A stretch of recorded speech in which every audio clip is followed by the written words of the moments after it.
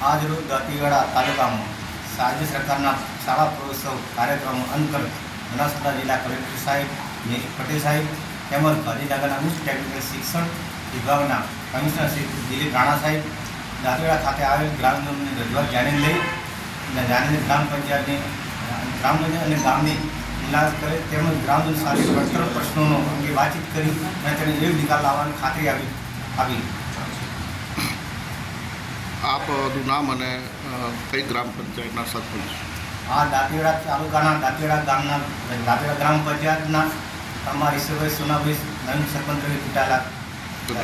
આજે કન્યા કેળવણી અને શાળા પ્રવેશોત્સવ નિમિત્તે માન્ય કલેક્ટર સાહેબ, સમાજના આગેવાનો, વાલીવાડા ગામ, દાંતીવાડા એ બધી સ્કૂલોમાં જવાનું હતું। ત્યાં જે પ્રવેશપાત્ર બાળકો હતા તે એમને પ્રવેશ અપાવ્યો। સાથોસાથ ત્યાંની જે એસએમસી કમિટી છે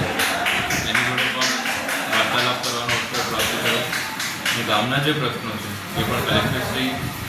અમે અને અમારી ટીમે અમને સાંભળ્યા અને આજે અહીંયા પણ જે ગામ છે ત્યાં પણ જે નરેગામાંથી જે બિલ્ડિંગ બન્યું હતું એની પણ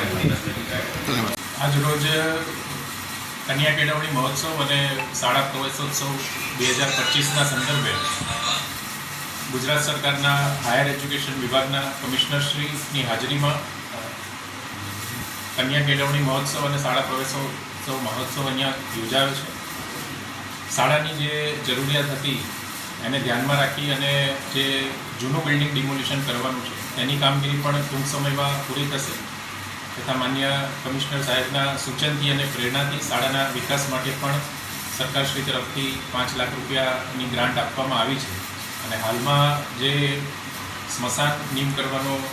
જે પડતર પ્રશ્ન છે એની રજૂઆત પણ નવા ચૂંટાયેલા સરપંચશ્રીએ કરી છે, એનો પણ ઝડપથી ઉકેલ લાવવામાં આવે એવા પ્રયત્નો કરીશું। દાંતીવાડા બસ સ્ટેન્ડ માટે જગ્યા ફાળવવા માટે જે દરખાસ્ત થયેલી છે એ બાબતે એ માટે પણ જે પણ કાર્યવાહી કરવાની થશે એ ચોક્કસથી કરવામાં આવશે।